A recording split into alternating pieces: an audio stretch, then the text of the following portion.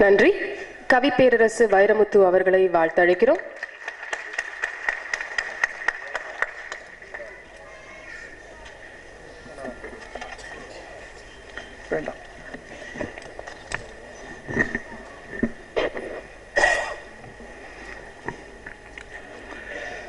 மேடையில் அமர்ந்திருக்கும் மேன்மைக்குரிய பெருமக்களே, பெரியோர்களே, நண்பர்களே, தாய்மார்களே, பாசத்திற்குரிய பத்திரிகையாளர்களே, உங்கள் அனைவருக்கும் எனது அன்பான வணக்கத்தை தெரிவித்துக் கொள்கிறேன். நண்பர் விஷாலுக்கு முதல் படம் செல்லமே, அதற்கு பாட்டெழுதும் வாய்ப்பை பெற்றவன் நான். இமானுக்கு முதல் படம் தமிழன், அதற்கு பாட்டெழுதும் வாய்ப்பையும் பெற்றவன் நான். இந்த இரண்டு கலைஞர்களோடும் இணைகிற போது, மீண்டும் நானும் இணைகிறேன் என்கிற போது மனதுக்கு மகிழ்ச்சி தருகிறது. விஷால் அவர்களே, உங்களுக்கு சில வார்த்தைகள். நல்ல கலைஞன் நீங்கள். இந்த படத்தில் நீங்கள் வெற்றி பெறுவீர்கள் என்பது நிச்சயம்.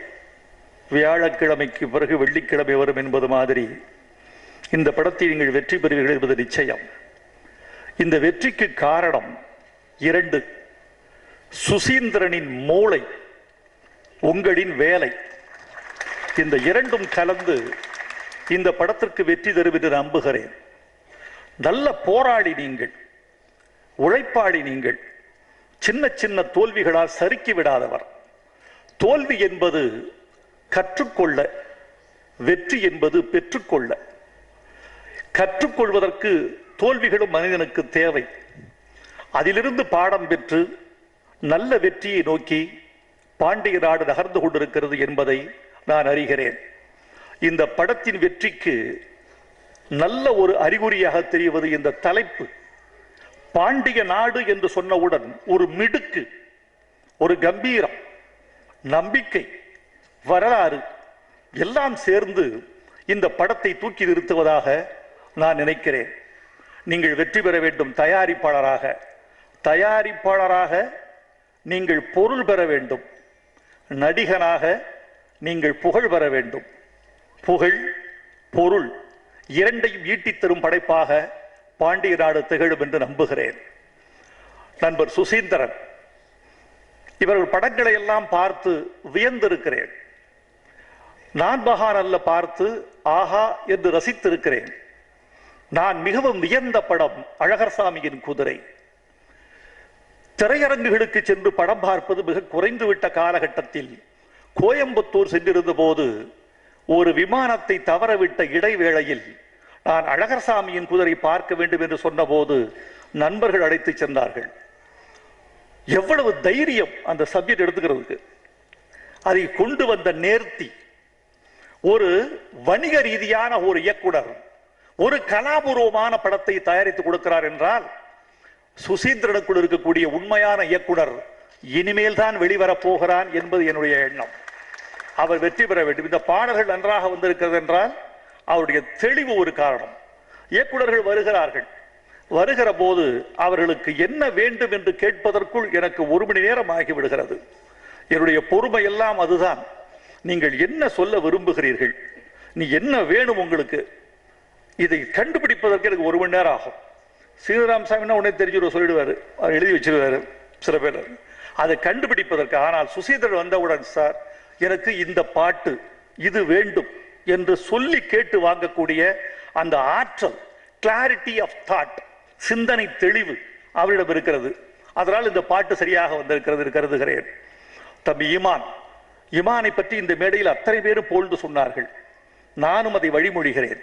இமானின் வெற்றிக்கு காரணம் 2. எளிமை, அவருடைய குணாதிசயத்தில் எளிமை, அவரது மெட்டுக்களில் எளிமை.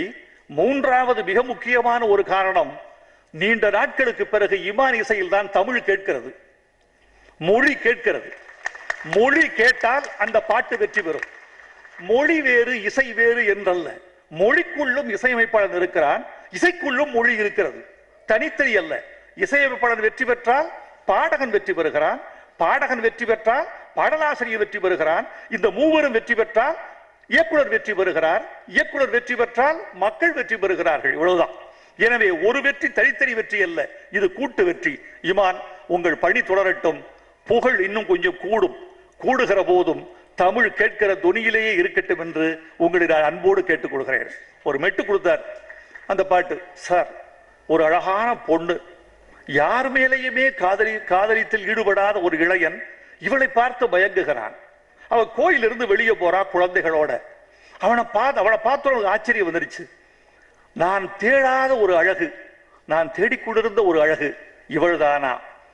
இவளை பார்க்கிற போது எனக்கு ஆசை வரவில்லை, அன்பு வருகிறது. இதான் விஷயமே. இவளை பார்க்கும் போது ஆசை வரல, எனக்கு அன்பு வருது. அதான் எழுதியிருந்த தர்ம தேவதை கருணை பார்க்கையில் சபலம் பறக்குது, சரீரம் மறக்குது.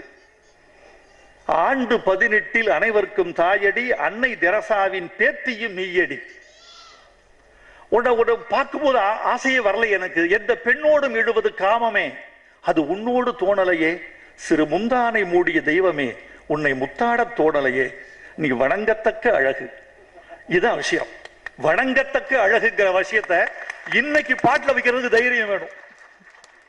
எல்லாம் காதல் என்பது பிசிக்கல் ஆனது என்கிற போது, காதல் என்பது மனவியல் ரீதியானதுன்னு சுசிதன் சொல்லியிருக்காரு. அதுக்கு நான் துணை போய் இருக்கிறேன். அவ்வளவுதான்.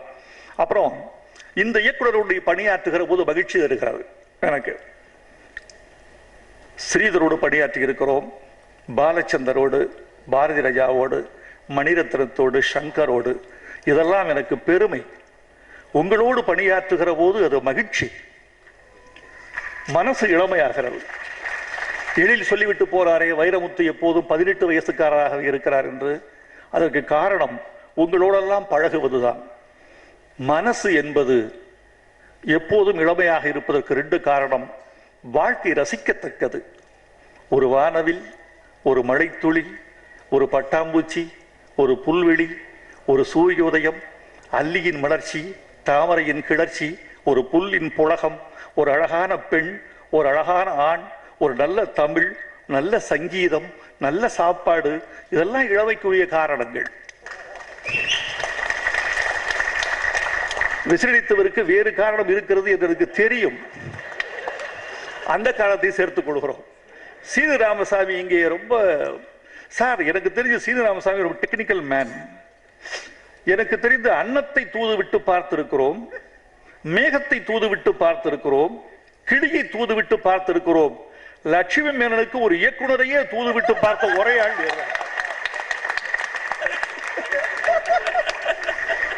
பாண்டிராஜை இன்றைக்கு ரசித்திருக்க மாட்டார் சீனு ராமசாமி. என்ன என்ன பாண்டி, நான் அந்த அம்மா காதுக்குள்ள போய் சொல்ல நினைச்சா நீ மைக்ல சொல்லிட்டு போயிட்டீங்க. சீனு ராமசாமி உங்களுக்கு ஒரு வார்த்தை. நேற்று எனக்கு தொலைபேசியில் பேசினார் சீனு ராமசாமி. இளைய இயக்குநர்களுக்கு ஒரு நல்ல செய்தி சொல்ல போகிறேன். இதை வச்சு சீனு ராமசாமி நேற்றோட பேசி, சார் உங்களுக்கு ஒரு நல்ல செய்தி சொல்றேன், சொல்லுங்க. என்னுடைய பழக்கங்களை எல்லாம் நான் கைவிட்டு விட்டேன். ரொம்ப மகிழ்ச்சி. நான் சொன்னேன், தம்பி நீ மதுரைக்காரரு, மதுரையில் மட்டும் மது இருக்கட்டும், நமக்கு வேண்டாம்.